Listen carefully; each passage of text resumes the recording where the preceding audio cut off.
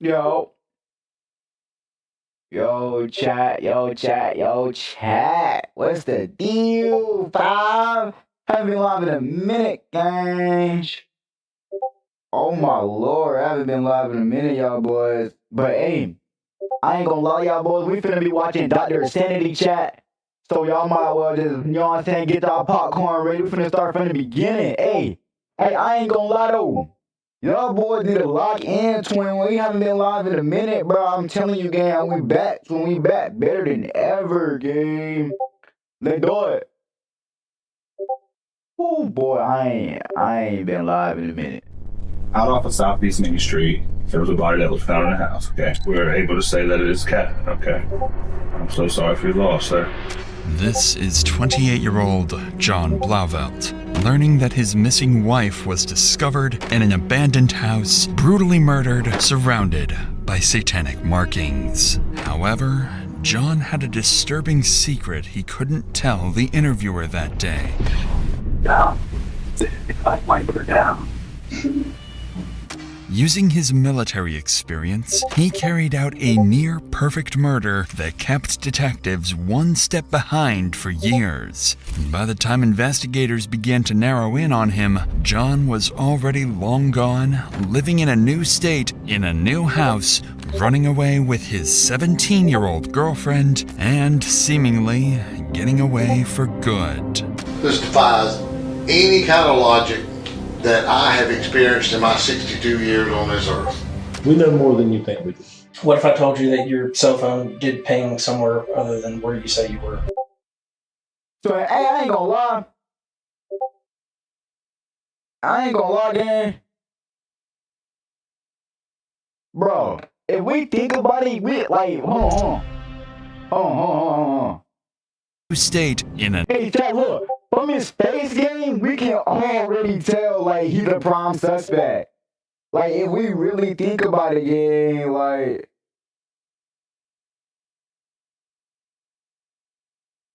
if we think about it, gang, like, he's already a bot, bruh. Like, look at his face, dude. Hey, I ain't gonna lie, me personally, I would have been like us like that, twin, cause like, hey, I ain't gonna lie, I'm just smart like that, you know what I'm saying? But, you know what I'm saying? Yeah, I'm just smart like that, bro. Like, I would have been new, gang. Like, I would have been new, cause you not getting me no time soon, gang. But I ain't gonna lie, let's get back into it, bro. new house, running away with his 17-year-old girlfriend, and seemingly getting away for good.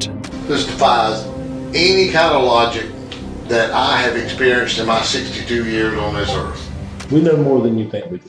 What if I told you that your cell phone did ping somewhere other than where you say you were?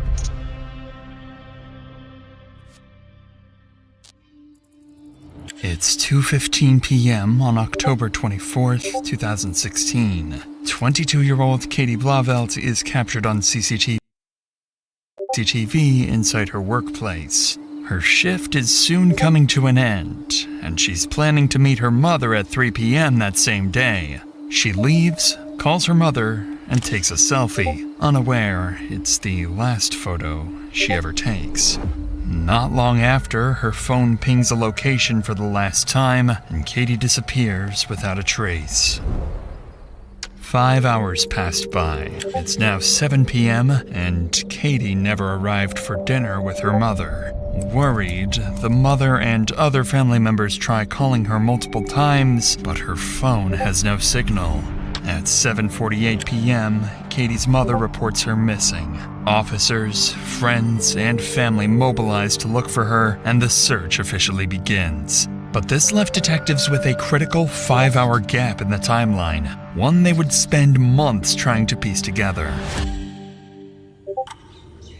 10 hours would go past without any clues about Katie's whereabouts. Then, at 12:33 a.m., the police receive an unexpected call. One of Katie's friends is on the line, claiming he's just found her body, dead, inside an abandoned house deep in a nearby forest.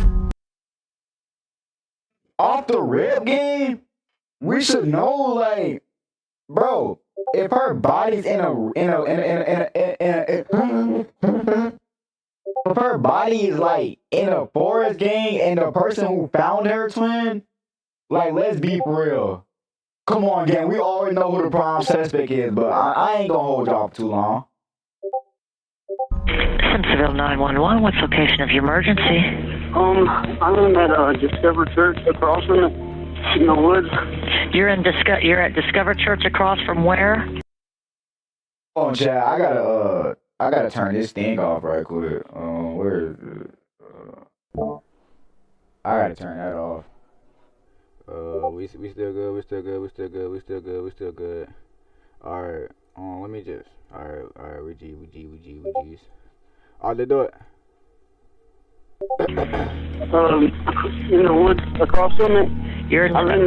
I was worried about my friend, Katie, and she went missing.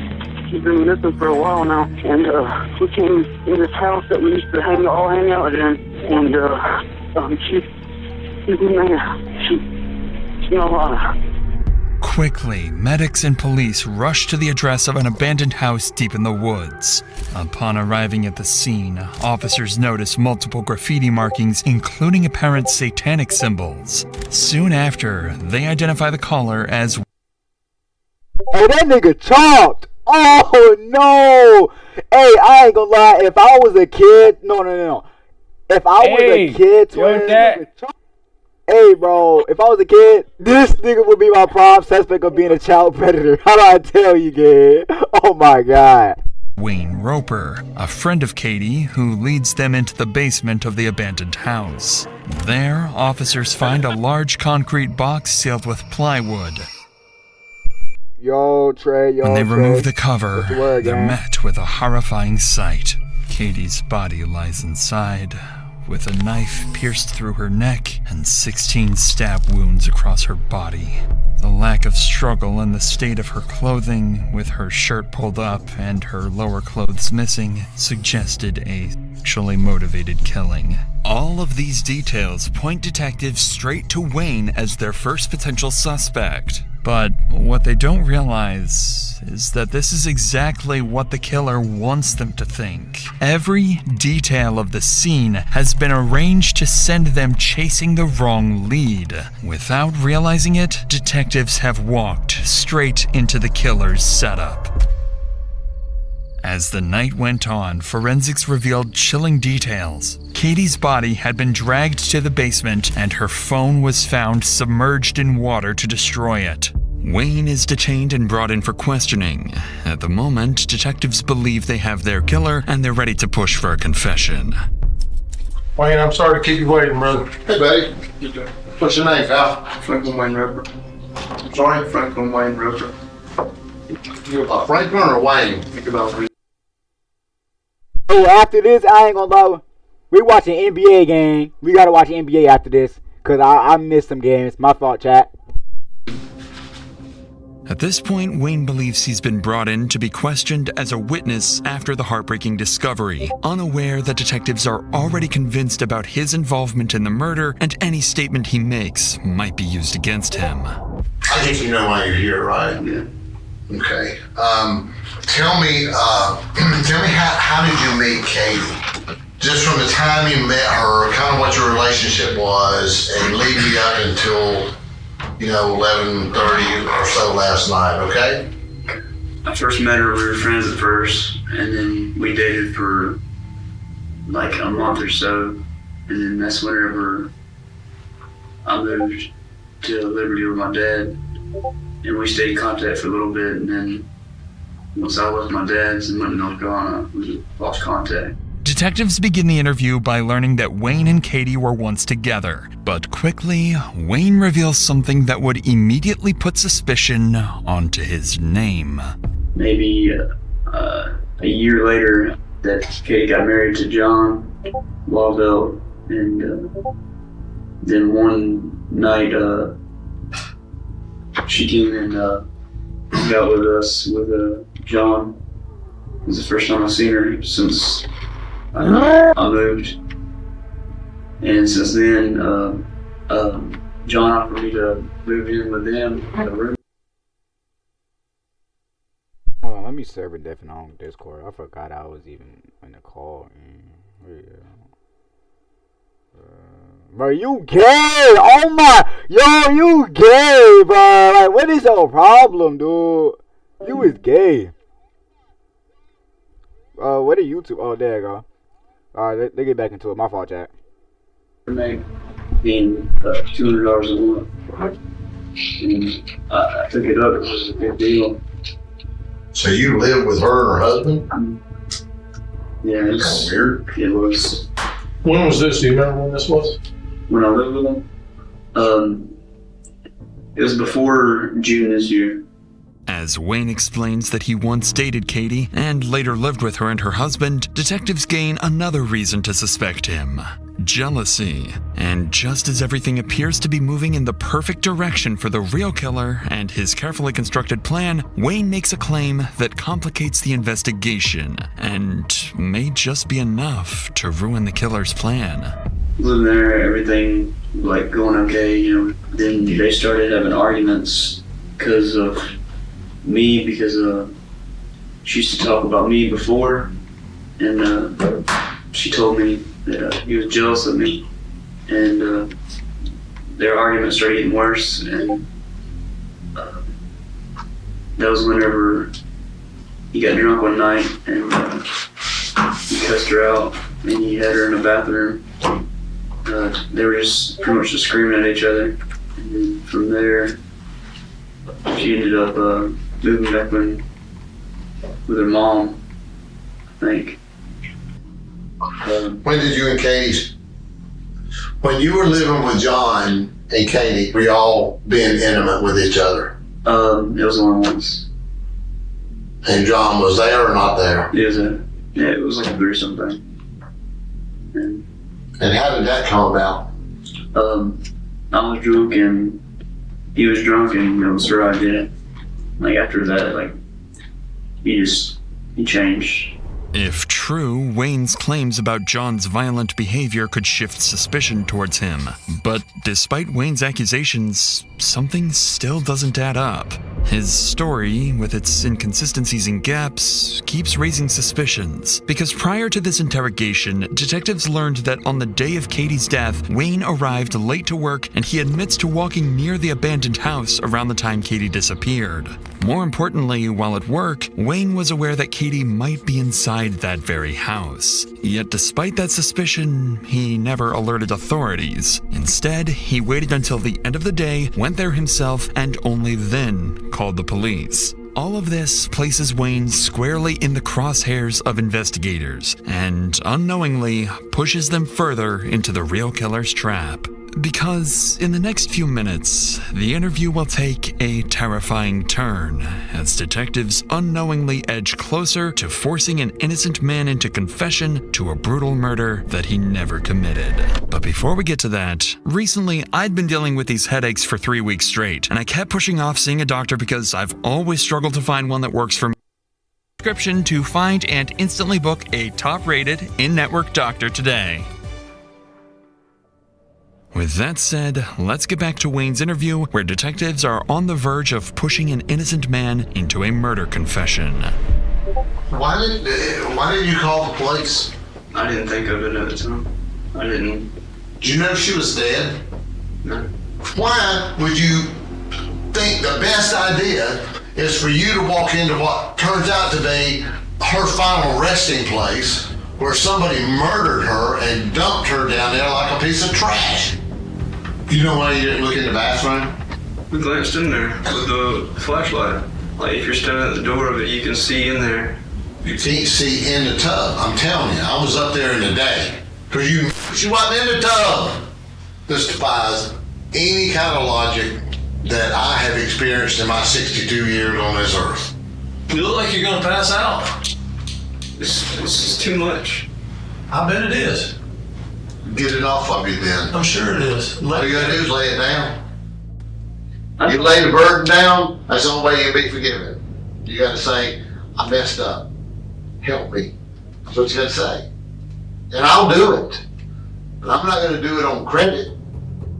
Detectives remain suspicious of Wayne, But with him sticking to his story and no hard evidence, they couldn't yet arrest him. Instead, they collected his DNA sample to compare with the DNA found underneath Katie's fingernails. But that's when, just a few hours after Wayne's interview, as police search the area around the abandoned house, they stumble upon Katie's car, only a few miles from the crime scene, left abandoned in a nearby parking lot. It looked as if she had left in a hurry, but the reason her car ended up there would remain one of the biggest mysteries for the following months. Up to this point, everything was going according to the killer's plan, one designed and carried out by Katie's own husband, John Blauvelt. But Wayne's comments about his jealousy pushed detectives to dig deeper. What they found was a restraining order filed months earlier, after John had allegedly pulled a gun on Katie when she refused to give him her phone. For the first time, despite his efforts, officers were seriously beginning to suspect John. So the next day, on October 26th, detectives approach him at his office on the military base where he works. Their goal is simple: hear his side of the story, verify his alibi for the day Katie died, and see how he reacts under pressure. For most perpetrators, this would be the moment everything starts. Hold on, chat. Hold on. Quick question, like, would y'all crack this female right here? Like, would y'all crack her or nah? It's an honest opinion. It's just an honest question. And we ain't gonna talk about her. Would y'all crack this? I wouldn't. That's nasty, but yeah. To fall apart. But John isn't like the rest. He would play it perfectly. Alright, well, they're out off of Southeast Main Street. There was a body that was found in the house, okay, an abandoned house. And at this point, we're able to say that it is Catherine, okay?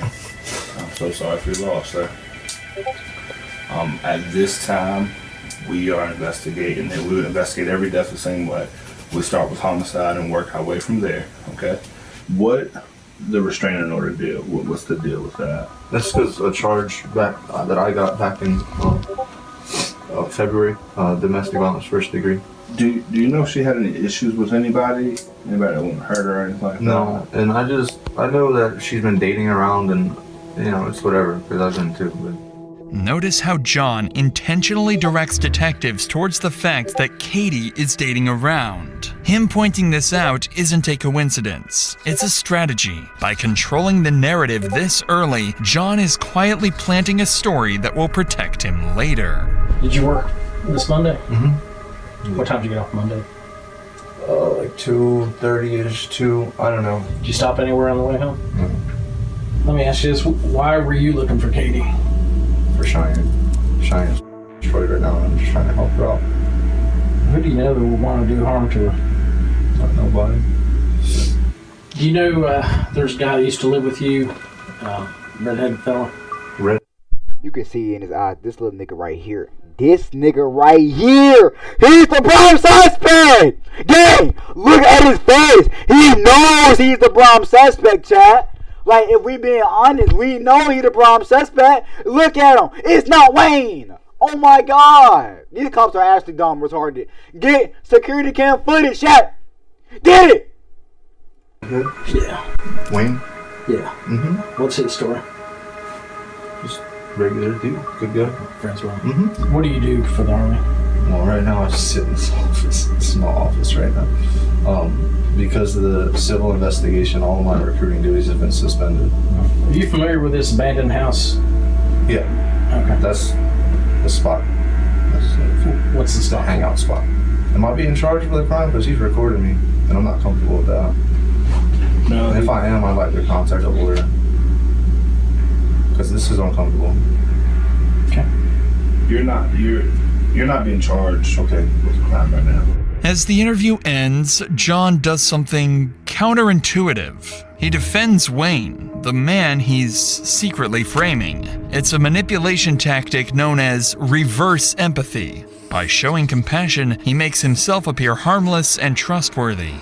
John's first interrogation had gone almost perfectly, leaving detectives with little they could use against him.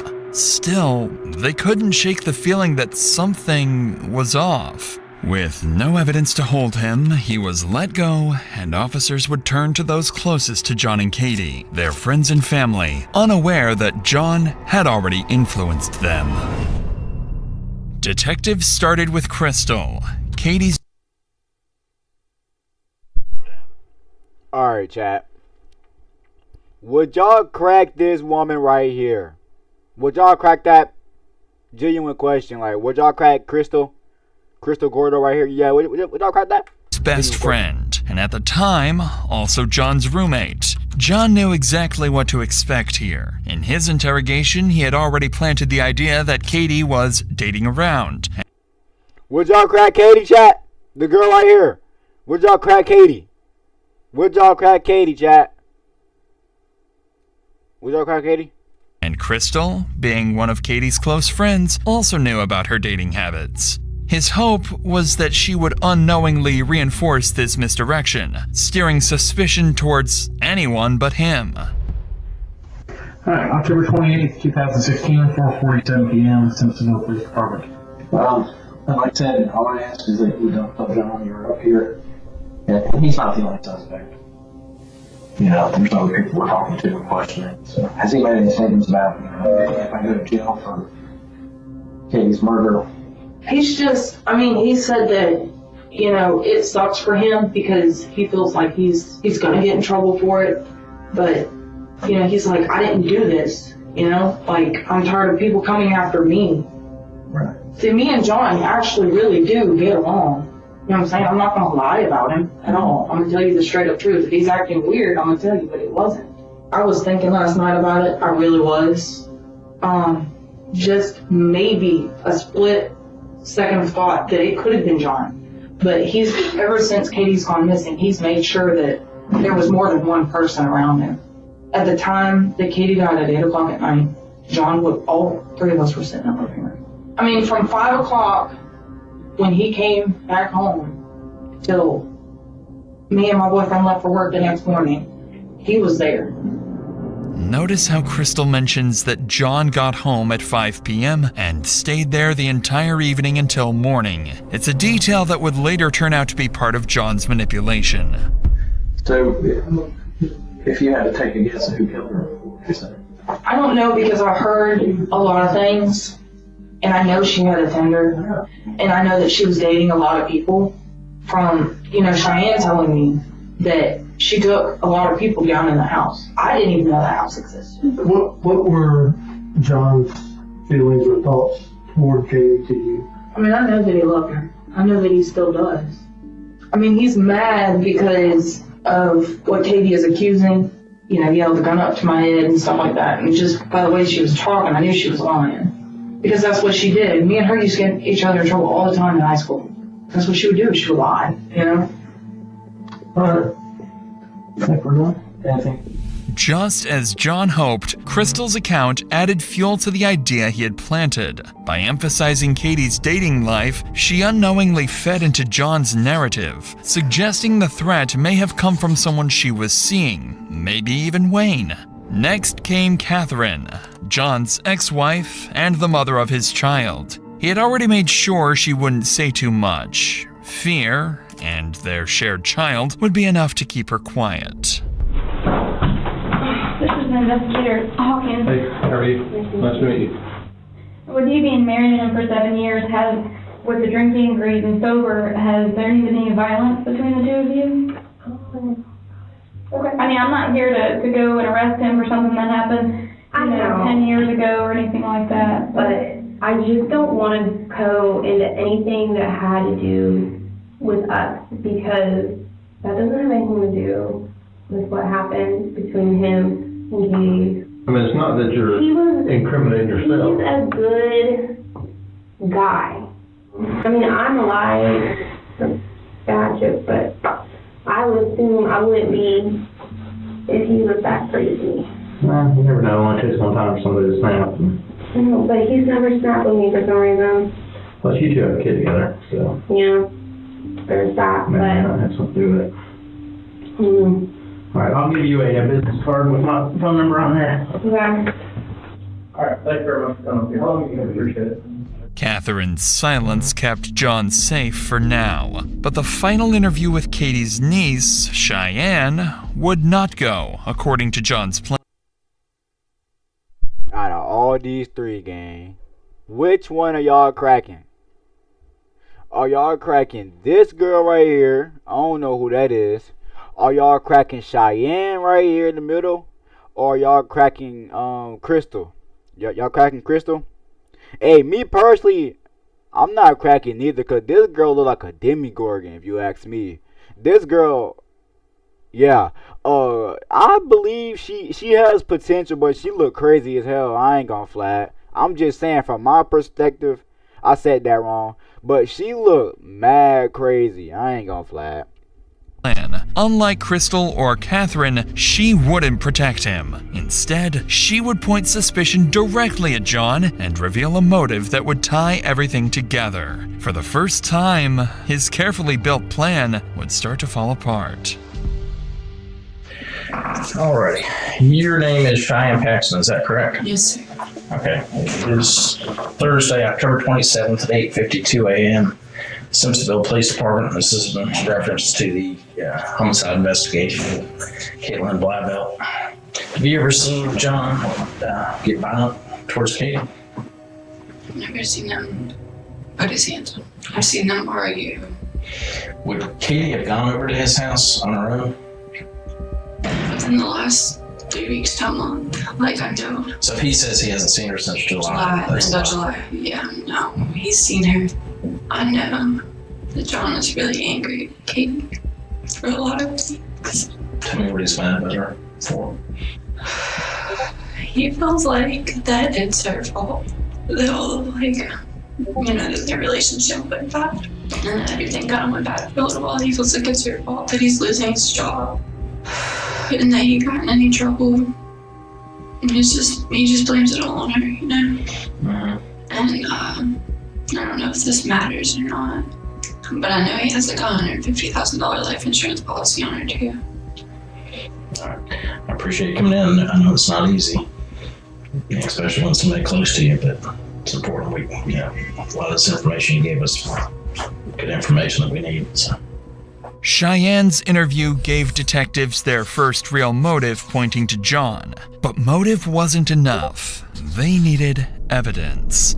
They have a few leads, but they have no defined person of interest just yet. As the investigation dragged on, the detectives' frustration began to grow. John had covered himself so carefully that they couldn't even get a judge to approve a DNA warrant. Without it, they had nothing that could tie him directly to Katie's final moments. It's now been 4 days since Katie was killed, and detectives didn't have any solid evidence. They knew John was smart, but so were they. Out of options and patience, they began planning something different. They began forming a new, risky, and very unconventional plan. In just 2 days, they would set a trap for John. A trap at Katie's Hold on, chat. I gotta do something with this right quick. Oh, wait. own funeral. In the days leading up to the funeral, detectives stayed ready. While they waited, Katie's family mourned and tried to make sense of what happened. 22-year-old Katie had spent the past year working at PetSmart, surrounded by animals she was saving and taking care of. She was easygoing and warm, quick to make friends, and close with her family. But her peaceful life from just days earlier would make what was about to come only more unsettling. As the day of the funeral came, detectives entered the funeral home early, working quietly before guests began to arrive. They positioned hidden cameras around the room and secretly wired the space for sound. Everything inside the funeral home looked normal, but in reality, detectives controlled every detail. They'd placed cups of water and other drinks where guests could easily reach them. The plan was simple. Get John to drink from one of the cups, catch it on video, collect his DNA from the cup, and compare it to the DNA found on Katie's body. On October 30th, the day of the funeral, detectives set their plan into motion. But what their cameras are about to capture goes far beyond anything they expect.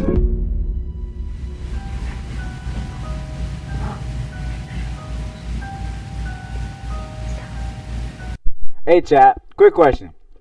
Before we get into this, like this little thing right here again, let's be honest. Is it Wayne or is it John? Like, if we being serious, gang, like, who do y'all think it is? Like, is it Wayne who doing this? Or is it John who's doing this? Or is it somebody, is it one of the girls? You know what I'm saying? I'm just saying.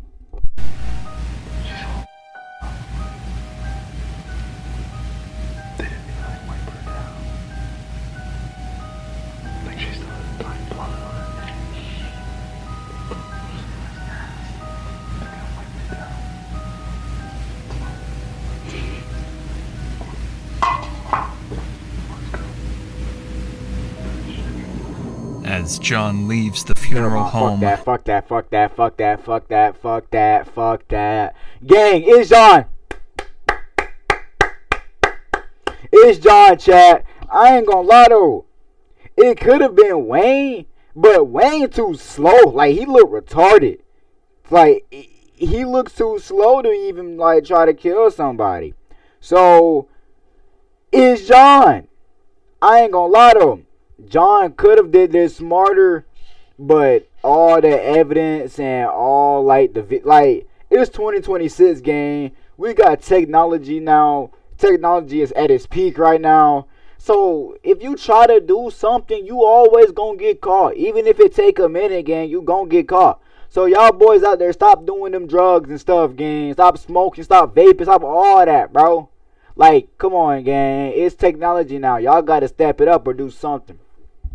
Detectives know their plan has worked. They quickly return to retrieve the cup he had drank from and the hidden camera they placed earlier. When they review the footage, 3 critical things stand out, all of which will become pivotal to the entire investigation. The first is exactly what they were hoping for. John drinks from one of the cups and leaves it behind, giving detectives the evidence they need to collect his DNA without a warrant and compare it to the samples found on Katie. The second detail is something they never expected. The footage captures John walking up to the casket, taking pictures of Katie's body while making unsettling comments. And the third, perhaps most unsettling of all, is that John isn't alone. Standing beside him is an unidentified young woman who quietly tells him to stop taking pictures, then giggles moments later. Her behavior immediately drew attention, and detectives decided to collect her cup as well for DNA testing. And when they began digging into her identity, they discovered the woman was 17-year-old Hannah Thompson, a friend, and more recently, John's new roommate. Oh yeah, she did it. Her, Hannah Thompson and John, fuck his last name. Her and John, they planned that shit. They planned that shit. I ain't gonna lie though. To be honest, I see why they tried to kill her. I mean, like, look at her face. Look at her face. She is so chopped. Yo, she's so ugly, and she all white. No hate on white people, but yo, you're like, I can't defend her. I mean, it wasn't offending you. You got something to deal with this now, gang. You help. I know you help. I just can't prove it. But hey, I know you helped, gang. Oh shoot! Having to put stuff in the trash. Yes, sir. Okay. On Monday, John's been close friends with Katie. Given her connection to John and Katie and her strange behavior at the funeral, detectives know Hannah isn't just another witness. She might be the key to solving the entire case. And they were dead on. At this point, detectives have interviewed Wayne, John, and people from both John and Katie's circle. They also collected crucial evidence and leads, and now believe that Hannah, the 17-year-old who lived with John, could be the key to uncovering the truth about Katie's murder. The next day, on October 31st, a week after Katie's death, detectives approach Hannah and bring her in for interrogation. If anyone knows what really happened, it's her. When was the last time you saw Katie? Like a few months ago. What was your feelings towards her? I mean, I've always seen her as like a friend because like I lived with her for a little bit. Right. So is it fair to say you were on good terms with her when she was killed? Mm-hmm. Okay. Did you end up going to her visitation Saturday? No, I didn't. Okay. So you didn't get to say goodbye to her? I know John, I think, went there Sunday, right? Mm-hmm. Okay. You didn't get to go with him? I went with him, yeah. I didn't go Saturday though because her family doesn't really like me because of her niece Cheyenne. Yeah. Yeah, we were like kind of like off and on friends, and I think she might have said something about me that her family didn't really like me. Did you go in the room and pay your respects, or how did that go? It was hard. It was really hard. How long did you stay in the room with her casket? Like 10 to 15 minutes. What did y'all talk about while you were in there? We didn't talk at all. Nothing? We chat or like moments, I guess. John never take his cell phone out and take a picture of her? No, he didn't. You sure? Or you can tell me. Some people do that. Yeah, no, he never took a picture of her. Watch Hannah's behavior closely. As the questions get more direct, her eyes start darting between the detectives. She fidgets with her hands, picks at her nails. Her whole demeanor shifts. It's clear she's getting nervous, and the detectives can see it too. So while you were in that room, you two never talked at all? I kind of rubbed his back a little bit. You know, I told him that it was okay, but other than that, we didn't really talk. Was he crying? Were you crying? It was just hard, like seeing somebody like that. I bet. Okay. Monday night at some point before you went out, you guys carried out a bag of trash to your car, or to his car, right? I don't remember. Okay. So you don't recall carrying out a trash bag or him cleaning anything up? Having to put stuff in the trash? Yes, sir. Okay. On Monday, the day Katie was killed, one of their roommates reported seeing John and Hannah carrying out several bags of trash. At the time, detectives didn't think much of it. It felt like a small, irrelevant detail with nothing to back it up. But now, with all this new information coming together, that statement suddenly stood out. It was another piece of the puzzle, something they could finally use to put more pressure on Hannah. Just so you understand, we've been working this case steady since she disappeared. Right. So there's a lot of these things that we know the answers to. I can tell you already, you're lying to me. Okay? You do not want to get wrapped up in catching the murder charge. I gotta tell you a little something. At the funeral home, we were there. Okay? There was a camera in the room. There was a recorder in the room. We heard everything you guys said. So do you want to go back and rehash that? I don't. It was not easy to see her like that. Is that why there was some giggling and stuff? There's not any giggling. We've been doing this longer than you've been alive.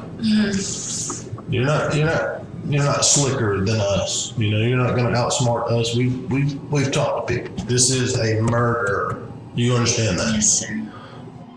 What do you think about somebody that would stab a girl in the neck to the point where the knife went all the way through to the other side, and then stick her body like a piece of trash in the basement of an abandoned house to sit there for a day and a half before somebody finds her? Look at her, man. She's right I here. don't want to look at her. That's your friend. I don't want to do this anymore. Don't want to do what? Don't want to help us find out who killed her? All you gotta do is tell the truth. It would be so easy. Can I tell you something? To tell the truth, you don't have to try. It just flows. It just comes out. We're also aware of what people have told us about you and Katie. And they're telling us that you didn't like her one bit. Well, after me and John started like getting together, Katie started not liking me. If you know something and you're trying to cover up for it, you're gonna go down with the rest of them. You're gonna go down with the person who did this to her. I I don't know anything about her murder. You do. I don't. You do. I really don't. We really do. You do. We know more than you think we do. I don't want to talk anymore right now. Good luck to you. Even after being confronted with the footage and being caught in multiple lies, Hannah refused to give up on any additional details she may withhold. But while none of this gave detectives the definitive proof they needed, John didn't know that. And that uncertainty was exactly what they were counting on. So detectives decide to bring him in again, this time more prepared and ready to push harder than before. They planned to corner him with everything they had. But they'd have to be careful. If they pushed too far without enough to arrest him, it could tip him off, causing him to disappear. We hadn't really had a chance to sit down. I know I talked to you that day when we notified you about her death. Yeah. And things are kind of emotional and everything. So, right. So the viewing was Saturday, right? Right. 2 to 4 on Saturday. And when did you get? I went Sunday, 2:30 on Sunday. Okay. So they just had a private thing for you. Mm-hmm. Did you get by yourself? All right, genuine question, chat. Like, genuine question. If you think about it,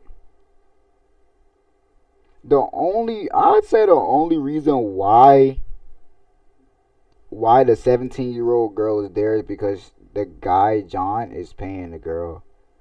That could be a theory though, chat. Like, that could be a theory. But again, like, if you think about it, why else would she just be there giggling and laughing to someone she had, like, you know what I'm saying, no business even, like, you know what I'm saying? Like, she wasn't even in the shit. I ain't gonna lie. If she not getting paid to do this, then she just wants a dick. Like, that ass. Not even trolling. Like, she just want to get cracked. I ain't gonna flag. It's crazy. Yeah, well, I took Hannah with me. Did you? Yeah. How was that hard? Yeah, because, I mean, first of all, there's nobody there but me and her, so we're just kind of standing there staring at, like, Katie's nasty, like, dirty, disgusting body. I've seen people dead. I've fucking dealt with this shit before, and now there's nobody else there. You know what I mean? That night, somebody says you and Hannah were putting some trash from a bag, like a trash bag in the back of the Prius. Mm-hmm. Do you remember doing that? Oh, yeah. Marley had, like, the most explosive shit. He's smiling. I know y'all seen that shit. He's smiling. He knows, chat. Hey, chat, I told y'all, boys, it's him right here, twin. Because why is he laughing? Ain't nothing funny, so why is he laughing? Explosive? Oh, yeah. Oh, fucking yeah. This nigga right here killed Katie. Wayne didn't do it. Wayne too innocent. This motherfucker right here killed Katie, and I know for a fact. Hey, if I was the family members, I'm beating that nigga ass, twin. I don't care. Like, what the freak? I'm beating him, then I'ma stab that little nigga, twin. I don't care. I'm going to jail, little bro. I'm beating this nigga ass, gang, and the girl. Don't care, bro. Stop playing with me, gang. Not playing no games with you. On the floor and stunk up the whole house. I threw out like 4 towels. This moment reveals Hannah's a lie. She claimed she couldn't remember taking any trash out, yet John's statement confirms otherwise. It's a small clue, but one that'll soon become part of a much bigger picture. So you guys got home around 3 roughly? Yeah. Brandon and Crystal were there. What happened after that, after you're done running? We went and met my friend Scott to get some money that he owes me. What's he owe you? He owed me $500 for when he crashed my car. Where'd y'all meet with Scott at the Zaxby's on Fairview. But he was in the Army with you? Yeah. Yeah, we deployed together? We deployed together. Did you go anywhere before that? No. This is where John makes his first mistake, mentioning a name detectives have never heard before. Charles Scott, his friend from the military, someone who'd later prove to know far more about the night Katie died than anyone realized. I don't know how much you know about cell phones and stuff like that, but as you go around, your cell phone's constantly searching for signals and stuff like that. Right. So with that said, is there anything, going back to last Monday, is there anything that you've told me that your cell phone records would say otherwise? I don't believe so.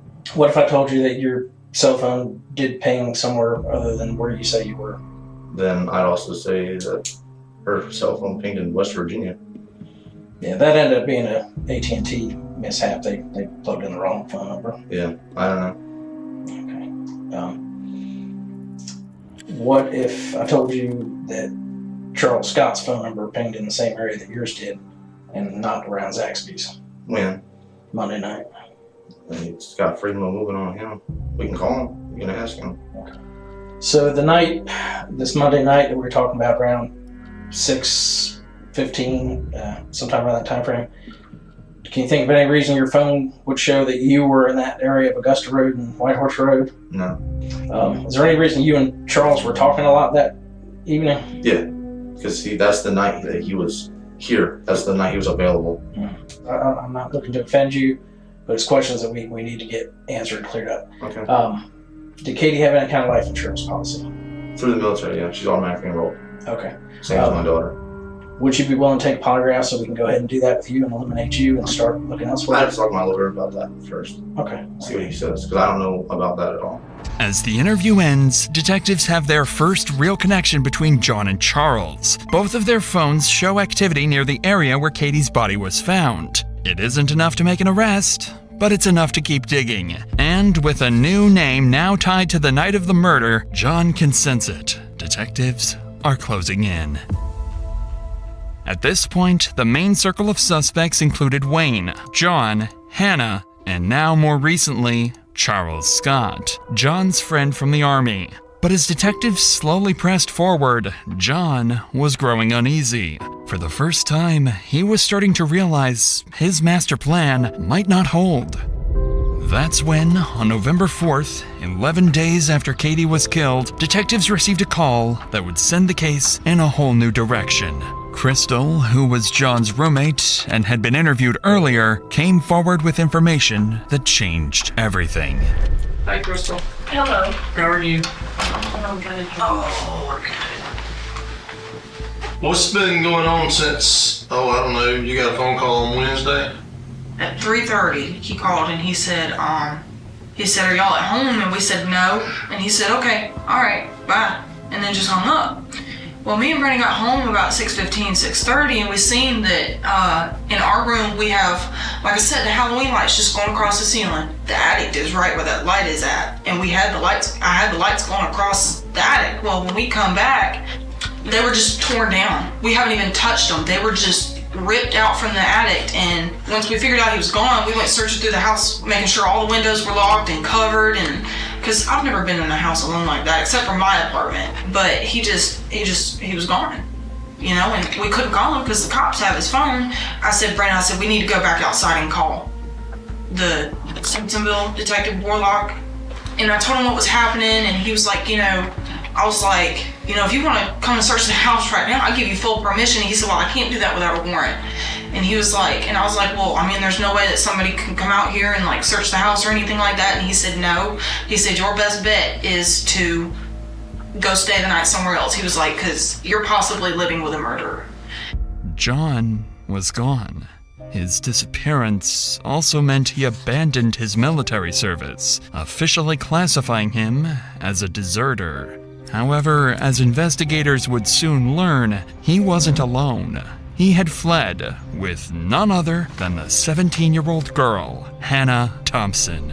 And as officers across the state searched every highway, every motel, every possible route out of South Carolina with no sign of either of them, it became clear this wasn't just an investigation anymore. This was a manhunt. In the days that followed, leads were few. The pair had vanished completely off the grid. A 28-year-old former Army sergeant and a 17-year-old teenager, gone without a trace.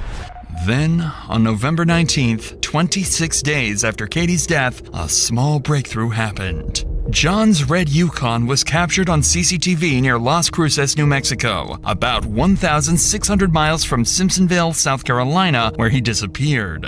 And just 2 days later, on November 21st, that same Yukon was found abandoned in the mountains of Umatilla County in Oregon, over 1,400 miles away from Las Cruces. Inside the vehicle, investigators found John's laptop, clothes, and camping gear scattered around, suggesting that after the crash, John and Hannah grabbed what they could and ran into the woods. The discovery confirmed what detectives had already feared. John and Hannah were constantly on the move, crossing state lines and staying just far enough ahead of law enforcement to vanish again. Later that same day, authorities issued arrest warrants for both John and Hannah, officially turning the case into a nationwide manhunt. By this point, John and Hannah had already been on the run for over 2 weeks before any warrants were ever issued, putting them far ahead of law enforcement and nearly impossible to track. But once the warrants went active, detectives finally gained full access to their phones, chat logs, and internet history. And that's when their worst suspicions were confirmed. I just woke up and I already feel sad again. I feel like you're still talking to Katie. I promise you I'm not talking to Katie. I will leave you if you talk to her. I swear. I know. I'm not and I won't. She's gone. I'm done with her. I promise. I'm going through with that thing though soon. I'm gonna be staying with you. Good. The messages between the two suggest that John had been planning the murder for months prior to it actually happening. And upon searching his internet history, they found searches like how to make a how to sharpen a knife. 3 ways to sharpen a knife. How to use a Smith knife sharpener. Best long distance two-way radios. Long distance two-way radios. How to make two-way radios. Twins, y'all think about it? Look at this right here. Apple Maps. So he had to be like planning the states type shit, gang. I ain't gonna lie, this plan would have worked if he wasn't so dumb. Like, this shit would have worked, but he's a fucking retard and he don't know what he's doing. So, hey, I ain't gonna lie though. This shit right here is crazy. Like, this timeline from 12 to 1, this is actually insane. This nigga's actually a weirdo. Like, it's never that desperate over girls. Just saying. A radio or how to sharpen a knife, leaving little to no doubt about his involvement. But with John and Hannah still missing, detectives had little choice but to wait, hoping for the next break that could pull them back on the trail. And that's when, on November 25th, 21 days after John and Hannah's disappearance and over a month after Katie's death, detectives got a call from a South Carolina prison. But the caller wasn't just anyone. The call came from the cellmate of Charles Scott, John's army friend who was already in custody for an unrelated charge.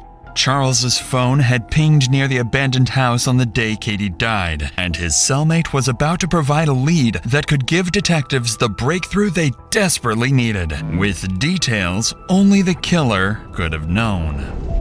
Just as we're talking today, is that the Charles Scott you're talking about? Yeah, that's the one I'm talking about. He told me they had killed a girl. Helped kill a girl with one of his buddies. Named John, something like that. You know, they had put her in a drug house or an abandoned house, in the basement, in a box. That takes 2 people to open. He was the one that coerced her to the spot where John came up behind her and got her, grabbed her. And they met at a different location. When John got her, they put the knife to her. John stabbed her. I don't know how many times John stabbed her. He didn't say. He said he knows he stabbed her twice and John made him stab her twice. He actually said it scared him when he stabbed her at first, but then after he stabbed her, it made him feel a little better. William's statements are shocking. His account of what happened closely mirrors the possible events of the night Katie died, and what he says next only grows more disturbing. He said, well, this is the second time. The first time he told me about, you know, how he coerced her to come to the spot, and now they was going to talk about something about John, trying to help John come off of marijuana, and John's on drugs real bad. After John grabbed her, they put her in John's Tahoe, red Tahoe, and took her to the scene. So where did they say where they actually killed her at? In the back of the Tahoe, on the tarp. I said, look, be honest with me. I said, have they took your DNA? He said, no. I said, well, that's a good thing. I said, your DNA at the crime scene. He said, they hadn't took my DNA, it's not going to be there. All right. If you don't have anything else, Mark, we're going to go ahead and conclude the interview at 11:02 a.m. Mark's statements put serious allegations on Charles. It wouldn't be anything special, as false accusations like this happen when inmates try to get a deal with officers or get their sentence lowered. But in this instance, too many details added up. Details only the killer or someone heavily involved could have known. One of those was his claim that Charles had lured Katie to a location near the abandoned house. For detectives, this suddenly made sense of why her car had been discovered just a few miles away, abandoned without a struggle. Charles also allegedly told his bunkmate that he and John wrapped Katie in a tarp to move her into the basement. This matched forensics, which had already indicated she'd been moved after death. Now detectives have a chilling theory of how that happened. It was now a very big chance for the detectives to possibly catch one of Katie's killers, a chance they couldn't afford to waste. So without hesitation, they brought Charles in, hoping for the biggest breakthrough in the case yet. But detectives knew getting Charles to talk wouldn't be easy. They didn't have enough evidence to pin him down, and they needed something, anything, that could make him slip. So they decided to take an insane risk. They came up with a plan to push him over the edge. They would bluff, pretending that John had already been arrested and was ready to testify against him. If Charles believed it, the pressure might finally make him talk. But if he didn't, detectives would lose their best chance to get the truth. All right, Charles. Please take the polygraph test. Let's get away from the polygraph, okay? Because you've been saying that ever since I read the warrant to you, okay? Because it's not looking good for you, okay? I have absolutely nothing to do with that girl's murder. God, please take a polygraph test. God, please take Let me tell you that John was arrested in New Jersey. Okay? And he sang like a bird to those investigators. I don't care what he told you. Well, you should. I was not there. Investigator Manley told you that John was arrested earlier. Okay. And he's talking. What do you think he's saying? I don't know what he's saying. I don't know, but I know I never seen that girl a day of my life.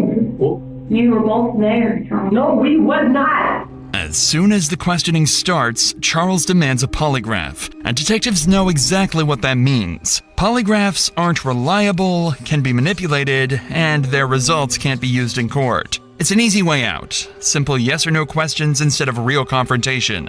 And before long, his avoidance turns into an act of ignorance.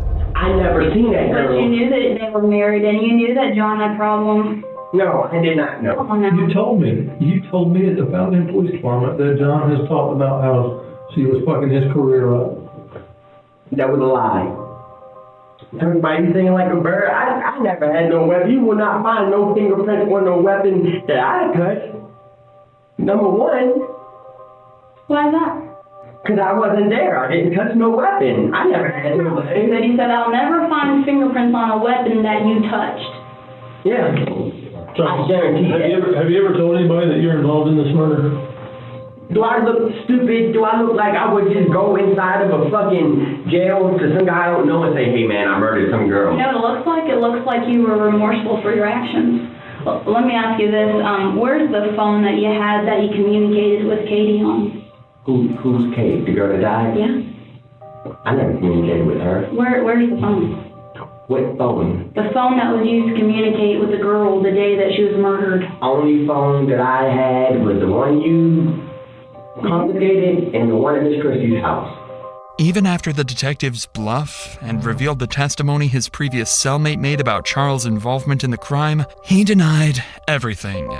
Still, detectives couldn't ignore the phone data placing him near the house or the chilling details from his bunkmate. With no confession, all they could do was wait. Charles's DNA was now added to the samples already being tested against the evidence found beneath Katie's fingernails. And when those results came back, they would finally reveal who was truly involved. Over 2 weeks have now passed since the last lead on the case. With false leads and missing crucial timelines, it was becoming more and more possible that the real killers of Katie would never be found. Until the detectives got a call from Hannah's parents, with information that could soon result in solving the whole case. Hannah had resurfaced, stating she had been abandoned by John and would soon come back to her hometown, so law enforcement would be there, waiting for her. It was now the day when Hannah was supposed to come back to her home. Law enforcement secured all entries to the city, as well as all possible places she could go to. And finally, at 9 a.m., she would be spotted near her family home. From there, she would be instantly detained and taken to the police department for interrogation. For the detectives, it was now or never. That was their biggest chance of finding out what had really happened and who is truly responsible for Katie's death. I ain't gonna lie, she low-key chopped. Like, if we being real, she's genuinely chopped. I thought she was fine shit at first, but my eyes were tripping. She's actually ugly as fuck, yo. Yeah, no. She should be locked up just for being this ugly. And John should be locked up for rape. I mean, like, that's a grown-ass man. He's 17 at the time, I believe. And she got cracked by a grown man, so that's rape. Question mark? Rape on a minor? Hello? What was the game plan when you guys left? I don't think we really had one. Like, I guess both of us just kind of panicked, and he decided that he wanted to leave, like, the state. And we, like, drove up into the mountains, and he just got the car, like, stuck in trees, like, in the mountains. So I was like, what are we gonna do? And he said that we would hike. I kind of, like, stopped, and I was crying, and I was like, I can't do this anymore. I was like, I need to go home. Like, he started, like, yelling at me and calling me names and saying that if I left, like, he was gonna kill me.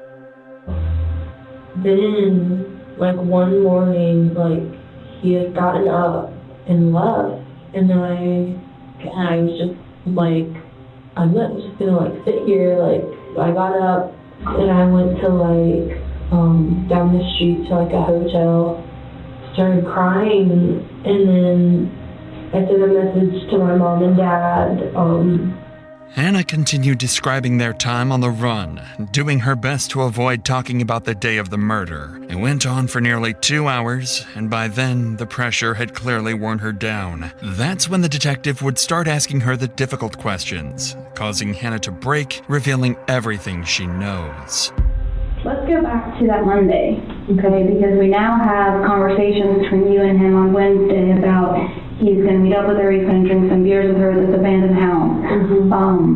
He says he tries to meet up with her, it doesn't work. But then lo and behold, she's found at that abandoned house that he was supposed to go meet up with her at. Meanwhile, he randomly asks you to drop her off on Woodruff Road, or drop him off on Woodruff Road, and doesn't tell you why or anything. Okay. So can you please tell me what the game plan was? What did he tell you he was going to go and do? He told me that he was just going to go talk to her at work. You drove him over there? He kept telling me, like, every day that, like, it was my fault, and that he did it for me, and, like... What did he say he did for you? He said that... when we were in Oregon at the casino, he, like, yelled it really loud. He said that he killed her for me. Hannah, was there a plan before this to get rid of Katie? No. Not from you, but did John ever talk to you about getting rid of Katie? Honestly. No. What did he tell you about killing Katie? He just said that, like, it was really, like, bloody. He told me that the knife broke. He just said that the handle broke. The knife. The last thing she said was ow. And she said that before that if he let her go, that she wouldn't call the police. Where were they, Hannah? In the abandoned house.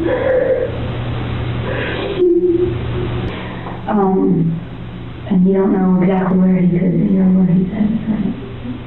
Okay. Hannah, did you have anything to do with killing Katie? And the reason why I ask you this is because we're still hunting for John. Right. Okay?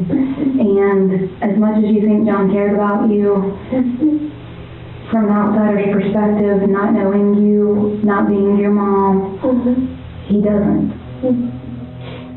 Unfortunately, Hannah's statements proved far less helpful in finding John than the detectives initially hoped for. Although she stated that John confessed to killing Katie and provided some new insights, she didn't know much about Charles's involvement. And while she could be arrested, detectives decided she might prove more useful free. After all, they now had her back in the city and under close watch, which seemed like a small success. What they didn't realize, however, was that this was all part of John's plan, planting Hannah back in the city to infiltrate the case and feed him exactly what detectives knew, keeping him one step ahead for years to come. Almost 3 months had passed since Katie's body was found in the basement of the abandoned house, and the killer was still out there. But on that particular day, the long-awaited DNA results finally came back, and the results of DNA found under Katie's fingernails pointed to no one else but John himself. With the DNA matching to John, Wayne was cleared, but detectives still believed Hannah or Charles might have helped, or at least knew far more than they admitted. Detectives already knew that John was only using cash and most likely a fake ID, so all they could do at the moment was wait for John to make a critical mistake that would allow them to catch him. But John was careful, very careful. It had been over 7 months since Katie's murder and 6 months since John went on the run, when on May 21st, 2017, investigators received tips and possible sightings of John in Washington, over 2,700 miles from South Carolina, where Katie was found dead, and over 300 miles away from where his red Yukon was found abandoned. Acting on these leads, they canvassed local businesses and retrieved CCTV footage from a parking lot in Washington where John was captured on camera. Unfortunately, despite getting close, John managed to slip away, vanishing off under the radar once again. For the next year, the investigation hit a standstill. It wasn't until September 6, 2018, almost 2 years since Katie's death, when Hannah finally revealed that John had given her his journal and tools to hide, a crucial piece of evidence that would shift the case in a new direction. The journal became a pivotal piece of evidence, revealing John's state of mind and his premeditated intentions. It confirms that John's actions were driven by a deep desire to be with Hannah and his willingness to kill Katie to make that happen. During her interview, Hannah admitted she had been John's girlfriend and that she had been in constant contact with him before Katie's death. She also confessed that she had hidden John's journal, which contained disturbing entries about his obsessive thoughts and plans to escape with Hannah. This was the last significant breakthrough in the case for years. With no new leads, the investigation stalled. Detectives spent the next few years chasing down small tips and piecing together fragments of information, but nothing substantial came of it. The case gradually faded from public attention. Then, in 2022, 6 years after Katie's death, everything is about to change. After over 6 years of dead ends, U.S. Marshals and local law enforcement tracked John down in Oregon. He had erased his past, now living under the alias Ben Klein. Under his new identity, he had started a fresh life, marrying a new woman and leaving his past behind. The arrest felt surreal. John, who had spent so long evading capture, was now cornered.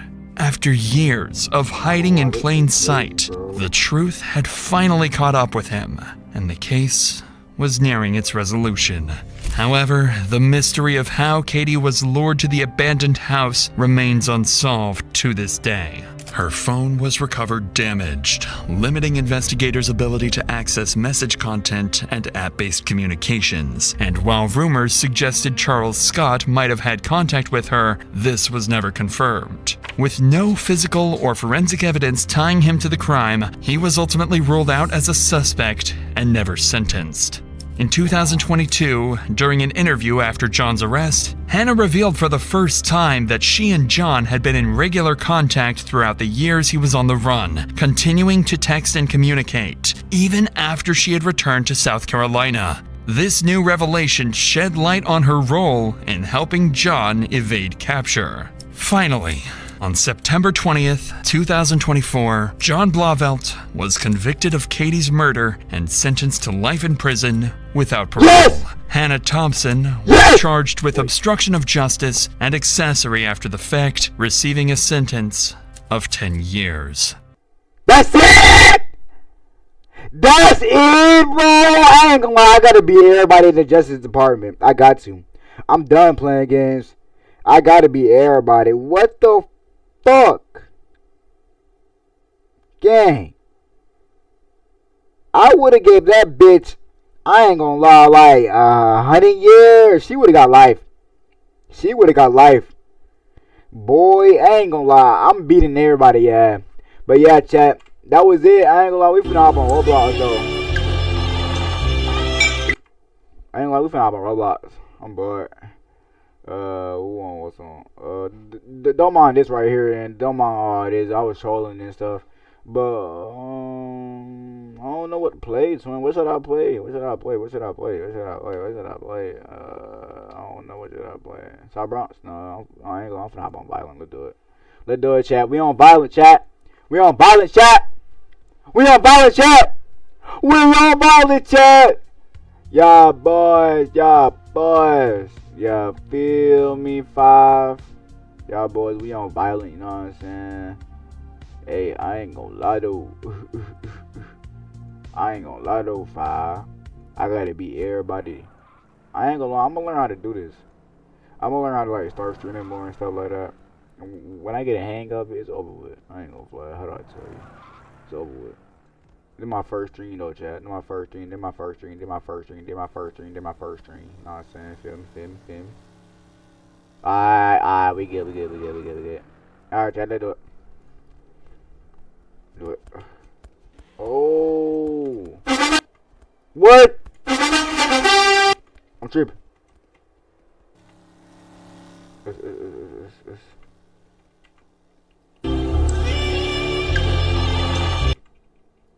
Who need that though? Who need that?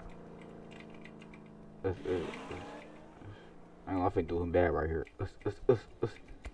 Weave.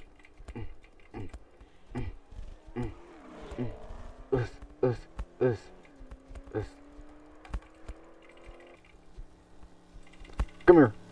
Oh shoot, I'm losing. I'm losing! No! I ain't gonna lie, come on again. That's not even fair, bro. Like, I would have beat that dude, gang. I'm not playing no games. I would have beat dude, bruh. I ain't gonna lie, I'm finna connect my controller to it. Let's see what happens. Let's see if I can even like attempt to try to connect my controller to it. Like, can I connect my controller to it? I don't think I can, but hey, it's worth a shot, you know what I mean? Oh, I can. Let's do it. Oh, God, it's over with. It's over with. Let's do it. What, LeBur? What, LeBur?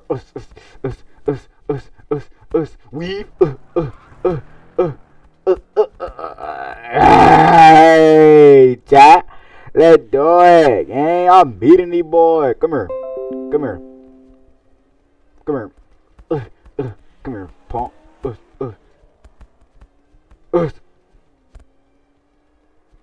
Goofy. Come here. What?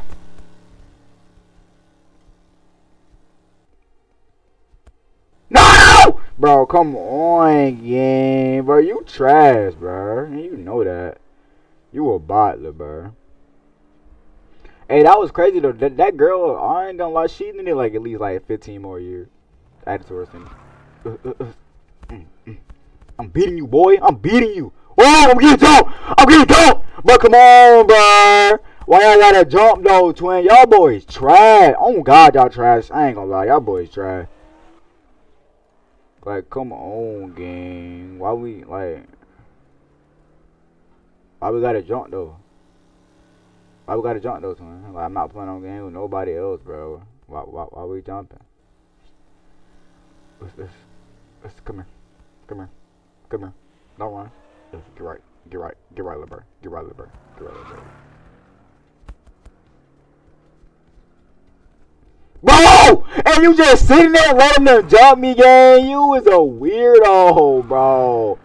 Alright, bro.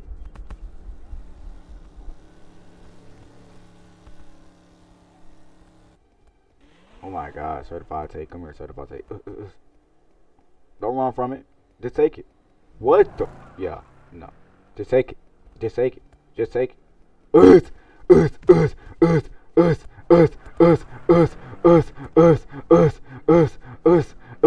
here. Come here. Don't run from it. Don't run from it. Nah, you was a weirdo.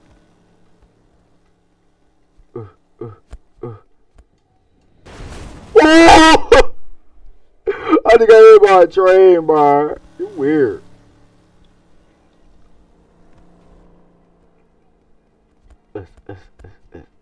Alright, let's do. We did. Bro, what, LeBron? All that staring, gang? Come here, buddy. No. Come here. Come here. Goofy man, come here. Come here. Nah, ain't no running. Come here. Come here. No! Bro, I ain't gonna lie, I'm trash, bro. I'm the worst Fortnite player in existence. I ain't gonna lie, speaking of Fortnite, I might get on like this. What's poppin'? What's wins? Yeah, he's cornball. I don't like how that girl was looking at me. I might go beat her up later on. Come here. Come here. I'm throwing shots, boy. I'm throwing shots. Come here. Come here. Come here. Come here. Come here. Come here, boy. Come here, boy. Oh my god, little boy. Not playing on games. What? What, little bird? What, little bird? What, little bird? What, little bird? Weave? Weave? Bro, you weird, bro. You is a weirdo. I'm getting off, bro. That dude was a weirdo, chat. Hey, that don't count, twin. He was low key. Yeah. Shut up, bitch. That don't count, chat. He came out of nowhere and started jumping me. I was not finna let that slide. 5. How do I tell you 5? Yeah, 5. How do I tell you 5? Atlanta streets too. So we hop on that, chat. We hopping on Atlanta streets, chat. Let's do it. Let's do it. Let's do it. Let's do it. Let's do it. We on Atlanta streets, chat. Yeah, feel me? We own Atlanta streets. We own Atlanta streets, man. Right? We don't play no. We like. You know what I'm saying? We own Atlanta streets, man. We gonna skip the assets because it be like overly trim 5. We back on Atlanta street. Hey, I'm finna tell my homeboy to hop on the game though. Be on some rush. You know what I'm saying? Feel me? 5. Yeah. Oh, boom. Okay. Oh.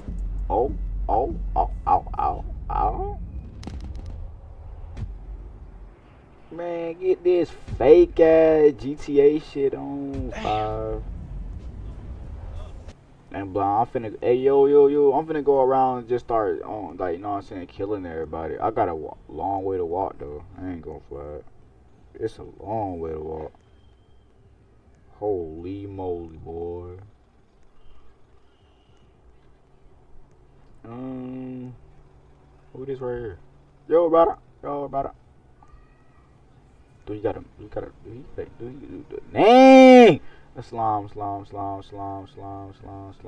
don't got no mic.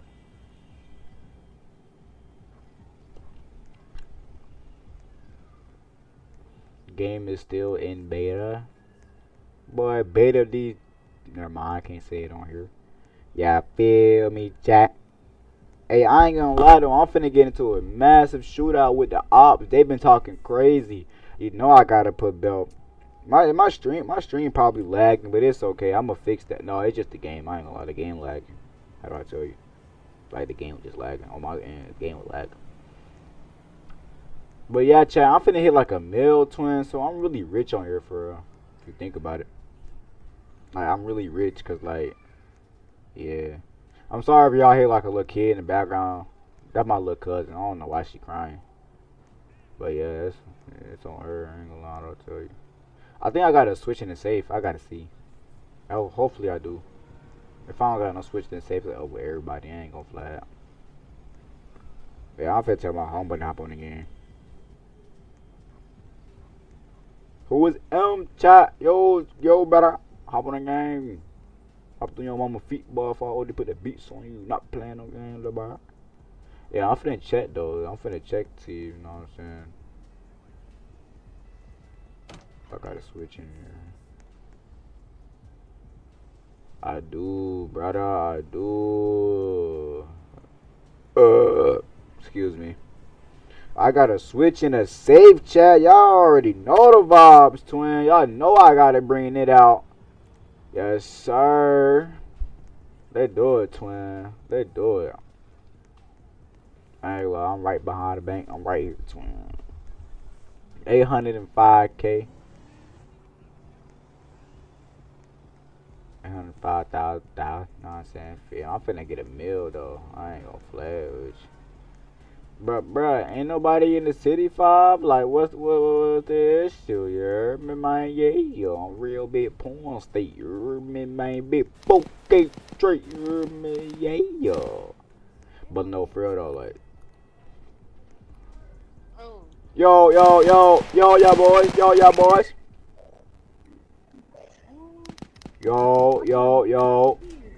Yo, brother. Oh, my God, I'm lagging. Yo, brother. How you coming again? Hey, I got a Switch for sale. You want it, brother? Yeah, I just started this game, so yeah. I got a Switch for sale, gang. You want it or not, nah, bro? Answer me when I'm talking to you, bro. If I already put the beats on you, twin, not playing no games, bro. I know you hear me. I'm not playing no games. I don't care about none of that, twin. Well, I got one too, 5. You're not the only one that can clutch, LeBron. Yeah, did you join the group to get that? Nope. Stole it off somebody. I got mine took. I ain't gonna lie. I died with it. That's crazy. You know what I'm saying? You not taking this, LeBron. Stop playing with me. You not taking it, LeBron. Oh, God. If y'all need money, just hit me up, though. Nah, I'm G's, twin. I got a mill. That ain't nothing. Yes, it is, twin. More than you, gang. I'm already knowing. I got more than a million. Oh God, you don't stop lying to me, bro. I'm not playing no games. You don't got over the mill. I'm not. I don't care what you pull out. I don't care, gang. You're not proving nothing. You don't got over a mill, bro. I have over a million. No, you don't, little bro. Stop lying with that big nose. You like, oh, I got over a million. Buddy got a banana clip on that Drake. Let me see it, brother. This is not a great nigga. It's completely ARP. Never mind. This is not no problem. Come on, gang. You wrong too. You got a banana clip though? Let me get that off. Oh, you got VC band? Oh man, that's crazy. I'm much for fully AR. Oh, alright. I ain't gonna lie, y'all boys. I'm trying to get me a gun. Yo, brother, what you say, brother? I said, how you get to 1 million then, guy? How I get my 1 mil? Yeah. I ain't gonna lie again. I just been grinding. Word. Like, I ain't gonna lie. When the game like came out, I was grinding, and then it had like stopped. Like it got deleted or something. I don't know what happened. I couldn't see it no more. And then like, yeah, I'm just the money plug. The money plug. Oh, alright, bet. How much you got though? On a real note, in between me and you, how much you got? Over. I can get 5 right now. 5. Okay. Smooth. I'm at like. I can't even hear you. 28. Hey, get stop on that shooting, LeBron! Oh my God, they shooting! Bro, chill out. Hey, y'all on the real no chill though. I'm at 2 right now though. At 2? You at 2 right now? Yeah, I'm at 2. Alright, bet. Hey, who is M? Hey, brother.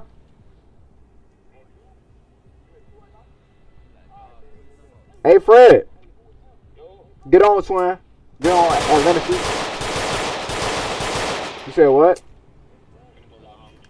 Alright, twin. Just let me know when you on though. And let me know when you live. Alright, bet. Alright, y'all boys. I ain't gonna lie to the twins. I'm finna go chill. That's crazy. I'm not on that with nobody though. I ain't gonna fly. How do I tell you? I'm a good kid with a switch. I'm a good kid with a button, boy. I'm a good kid with a button, boy. I'm finna go slide to the. Hey, I ain't gonna lie, chat. I'm finna go slide to the. Oh, they blowing. Little bro blowing outside though, gang. I know y'all see him blowing. He finna get blown down with that Drake. Oh, he got a Drake in his hand. He got a Drake in his hand. Hey. I ain't going outside though. I'm scary. I'm scary cat. I ain't gonna lie.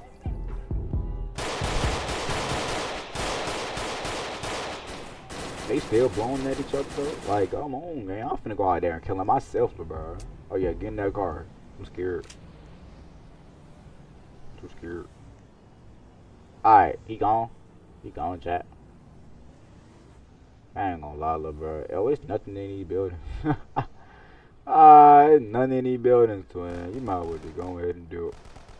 Yeah, I'm finna go to the clothing store though, and yeah. I'm finna just, you know what I'm saying, mess around at the clothing store for a minute.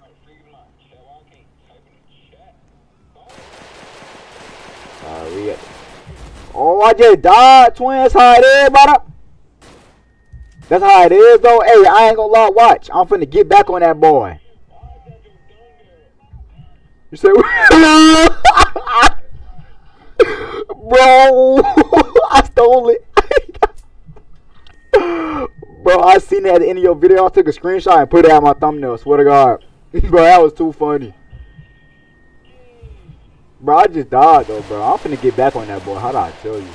He finna get it work, man. He finna get it work, boy. I feel bad for him. I wasn't even on that with nobody.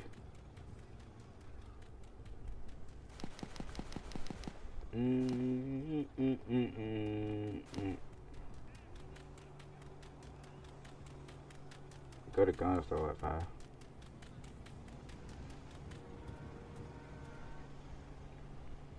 Hey y'all boys, I ain't gonna lie. We vibing right now, twin. Like I just died.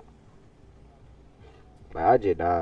Like I don't like that. Like I don't like how I just. Come on, twin. I don't even got no gun. Oh, you shooting at somebody else? I'm good. Hey, little bro.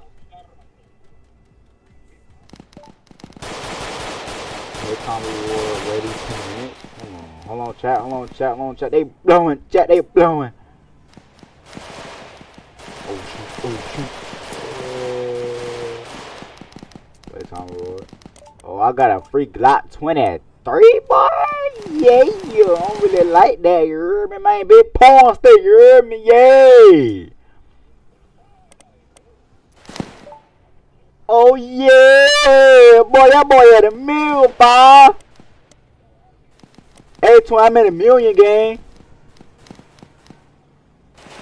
And I got a Glock 21 and a Glock 23. Oh yeah. Yo, brother.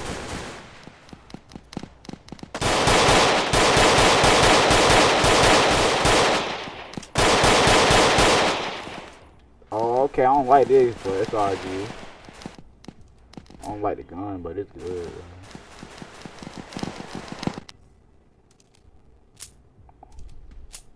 I ain't gonna lie, I don't know where my house is. I know it's by the bank. I know it's over here somewhere.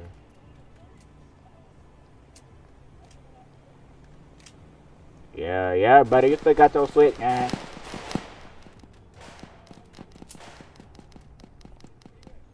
I'm at the crib. Oh, I'm finna try to go to the crib. Hey, did you right here? Yo, part. Me my Discord? Yeah. Alright.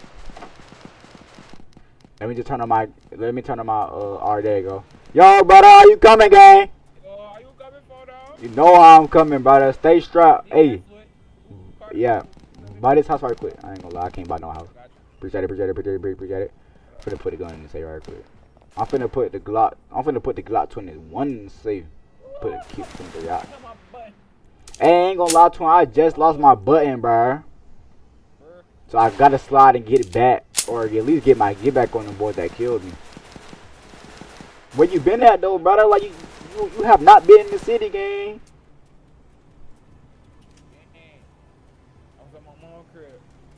Bro, that's all the way back in Chicago though, brother. Come on, gang. Right, lil' bro, who you talking to though? Who you talking to, lil' bro? You G's.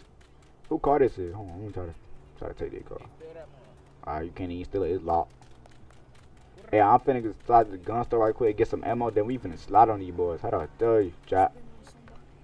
I'm getting shot at, Gigo. Are you coming, shorty? Yo, brother, how you coming, gang? I hear y'all talking. I don't see him. Hey, you got ammo? Oh, yeah, go right here. What up? Oh. Yo, brother, how you coming, gang? Name, feel it. Hold on, let me add you. Hold on. Yeah. Go ahead and add me, brother. What they gonna take? It take, what you got? You got button?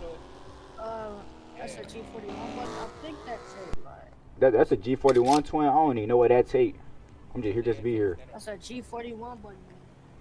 I got a G23 twin. I think that bitch take like 9mm or something.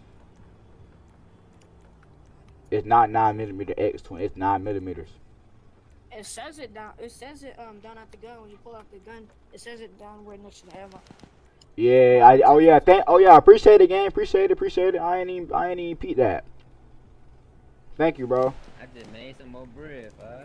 You should really put that. How much you got, brother? That's what I did. I got a G41 button too. I got. Hold on, let me go look. You got messages. That's crazy. I'm at 2.2 mil right now. Oh yeah, get up with him, brother. Show on, gang. I ain't sure. I'm gonna make some more. I'm already knowing, brother. Yay.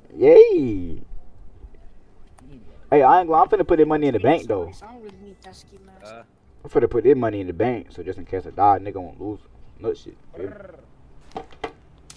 Hey, Perk, you live? You live, Perk? Alright, bet I'm finna end my stream. I might end my stream. Oh yeah. Oh, I forgot I got soundboard.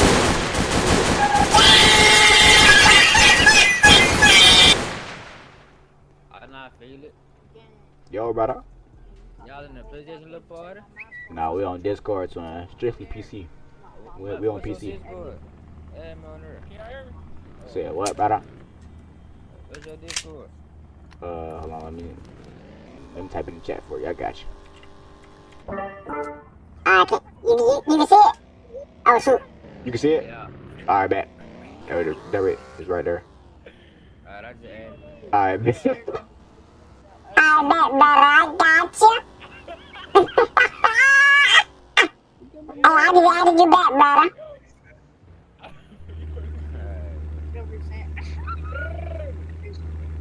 Oh, we in a mutual server?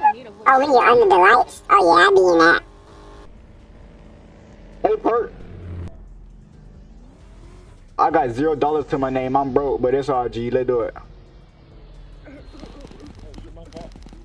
You RG, brother. You RG. You said what? But my soundboard kind of cooked. I put it at all my numbers. Oh my lord. We gotta get. I'm done. I'm on. Who out here blowing? Hey, who out here blowing?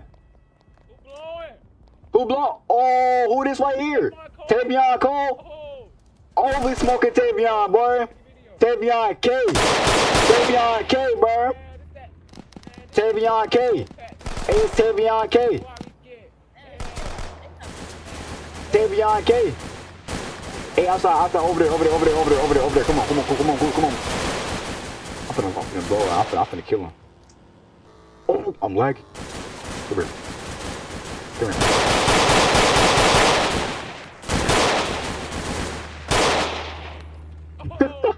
Dude, teleporting, bro. What the problem?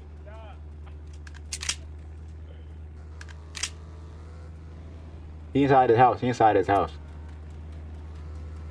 Someone in there got a switch, boy. Yeah, I want you. With you.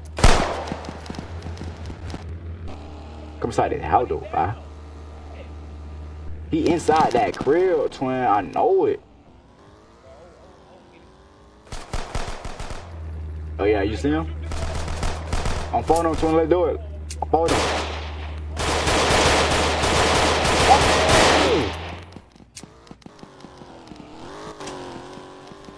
Twin, come outside, bro. Stop being scared. Hey, per, we gon'. Don't even worry about him. I'm trying to see who right here, though. Oh, there's none. Oh my god. Nah, fast though. Hold on, let me close some apps right quick. Boy, I'm lagging too bad, man. Let me close some apps. Crosshair, don't need that. Live streaming, I'm settings, don't need that. Don't need this.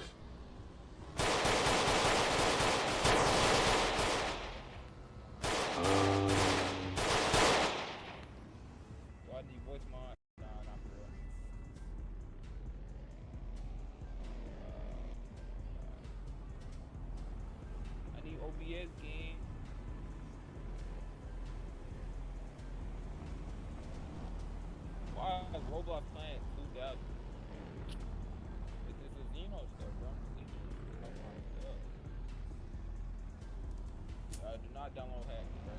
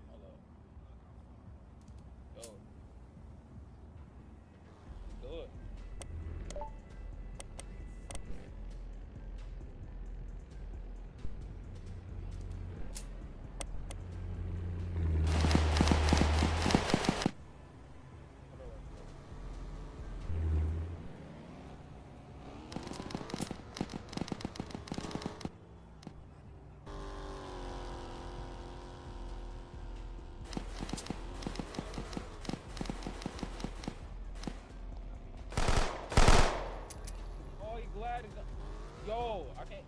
It's not the right ammo game. I'm fried. Gotta put this thing in the baby. I'll hop down.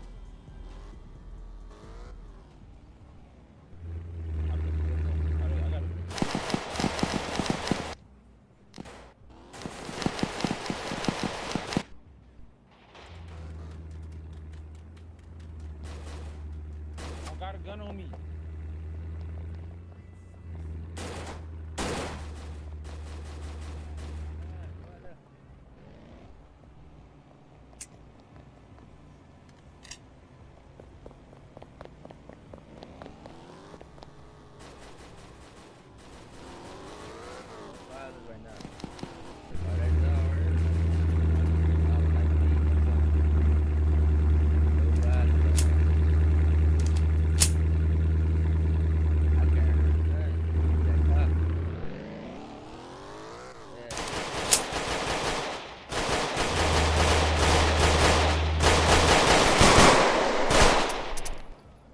Y'all take that somewhere else, man.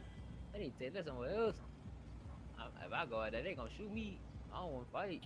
I don't want no violence. You try to do me something. I ain't trying to do nothing. I just wanna go somewhere else. I'm vibing right now. I can't even walk outside. They gonna,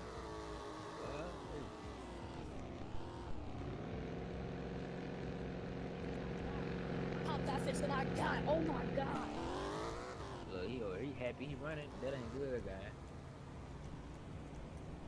I'm top that fence. We almost Yeah. were out there, bro. Oh my god. You ain't got that, bro? Bro, I need a new AR. Come here, I got you, bro. Come here.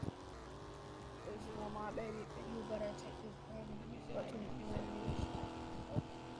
Yo. You got enough to buy, don't it? You said something 20K. You got, I was saying you got enough? Alright, long. Stay right there. You don't got enough? Let me see if you got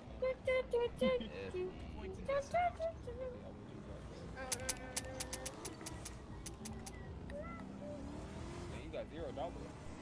I'm never going on to jail by myself ever again. 3 black cars put up on me and I got Swiss cheese. Oh my god. You don't know how to slow down? I did. My gun clicked. I got you. Oh, not Felix. That's what I was trying to do the whole time. Oh my. Bad lag. Oh, not Felix. Yo. I'm gonna send you the money, guy. Go by that. I just sent it in your bank. Where your ATM go. Get out the ATM.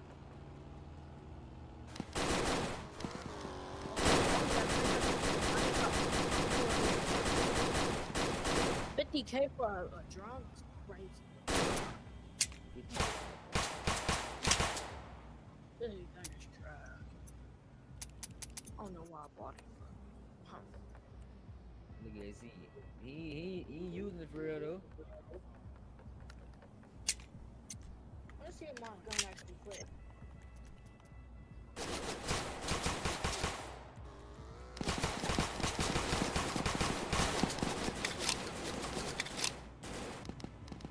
I don't think he goes wrong. Hey, I might start selling accounts on here though. Like, account with money on it. Hey, Fee, you think I should start doing that?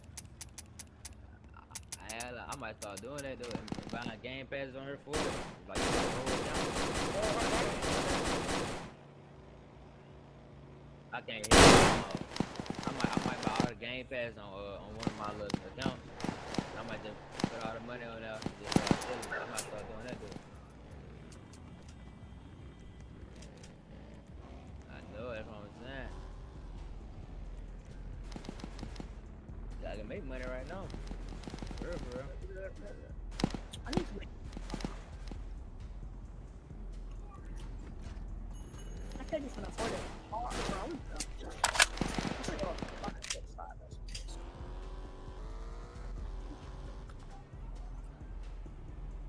I need a shiesty and a mask. I ain't got another one. I can't even spin. Well, like, right. He left it. I think I got ARP somewhere. Alright, fine.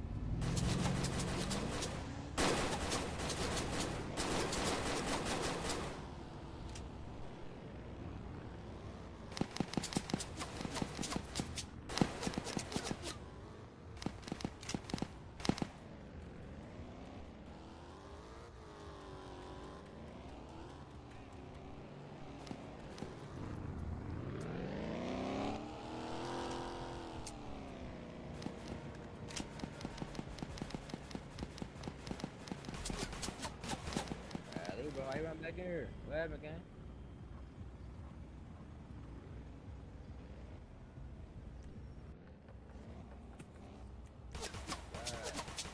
Yeah, we get gloves from here. Man, I don't know where to get gloves from.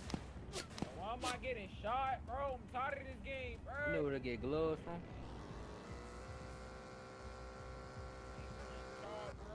Alright, then I'm gonna appreciate that, though.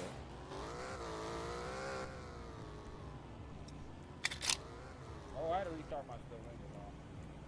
Too bad. Oh, look at you. Yeah, he tapping. You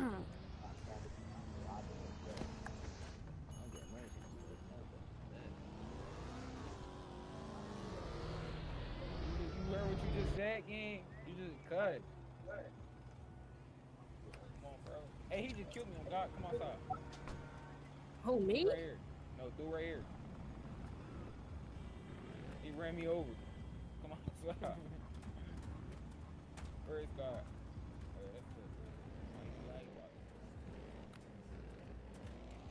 Watch as soon as she come out, I'm blowing. I swear. Oh, I got the wrong ammo too. Come outside. Come out.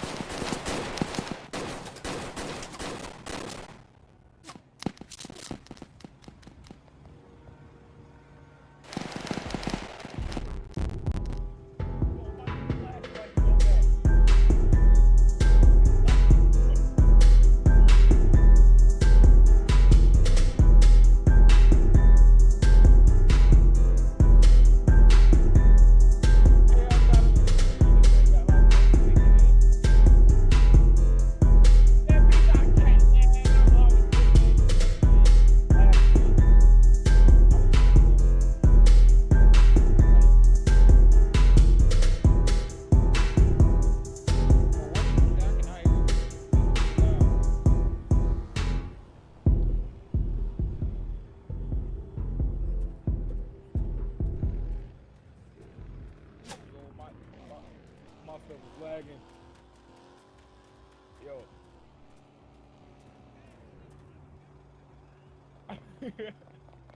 Yo, my game kept lag spiking out of nowhere. Like, I'm like, what the heck, kid? Brr, bow, brr, bow. That ball is goofy. Oh yeah, this took.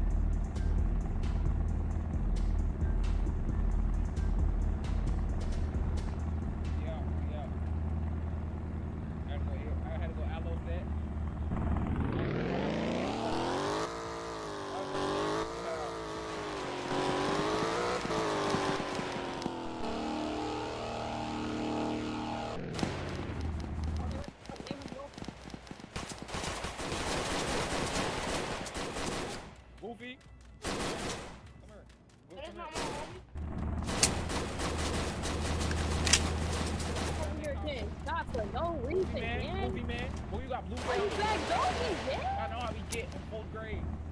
You backdoor me for what, man? Who is this? Alright, bro, when y'all have this that, you from y'all Gunshot? y'all You from y'all Gunshot? me, like, come on, man. Where you from, Gunshot? Like, come on, Yeah, man. do Where that you man from, like Gunshot? that, fool. Oh, he didn't even know it was him. He was trying to shoot him. Y'all just fucked that boy up. Say y'all just messed that boy up. Wait, bro, why they take it? They took y'all car. Hey, listen, y'all, we took it from him. We took him for through. Well, there was a strike. Well, there was a strike. Heck yeah.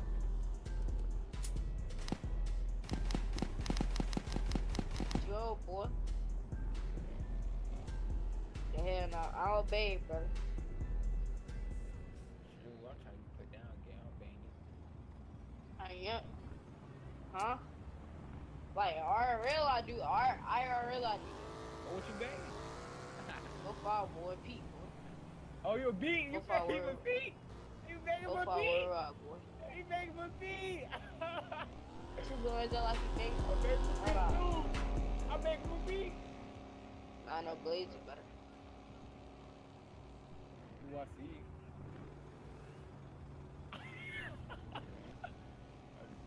Hey, you know when I see you, ooh, this bitch. Straight, mom. Where you stay in the 8th? You said what? You stay in the 8th? No, I'm gonna stay in the 8th.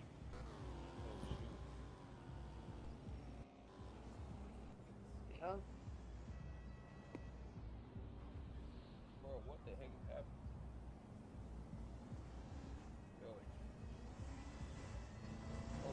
Yo. Hey, we finna backdoor him for a video. Oh no, no backdoor, no backdoor.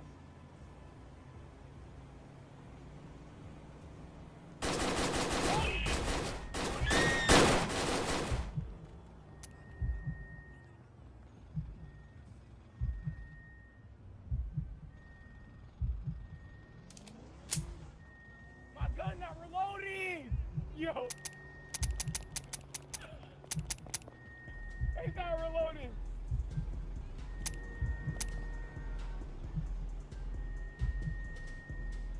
It's my gun not reloading!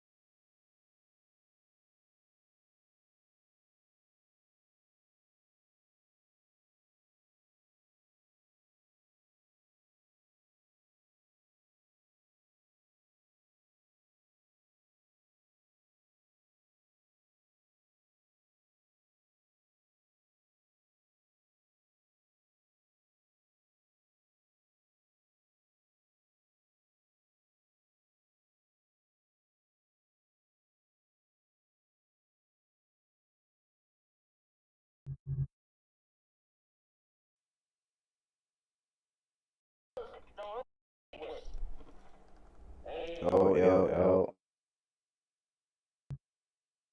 Let me see if my iPad works. Yo.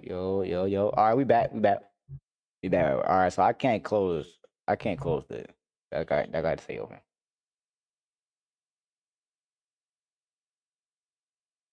But yeah, what's wrong? I ain't gonna lie, y'all boys. I'm finna hop off.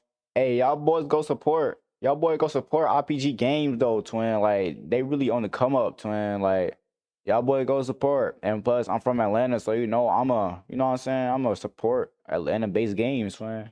But yeah, y'all boys go support. Y'all boys make sure y'all like, comment, subscribe with the bell. Everything like that, twin. And I'm gonna see y'all boys later though. Like I'm gonna see y'all, you know what I'm saying, next time. Hey, next stream though is gonna be strictly Atlanta streets. I'm just letting y'all know that right now. Strictly Atlanta streets. So y'all might well just get ready, twin.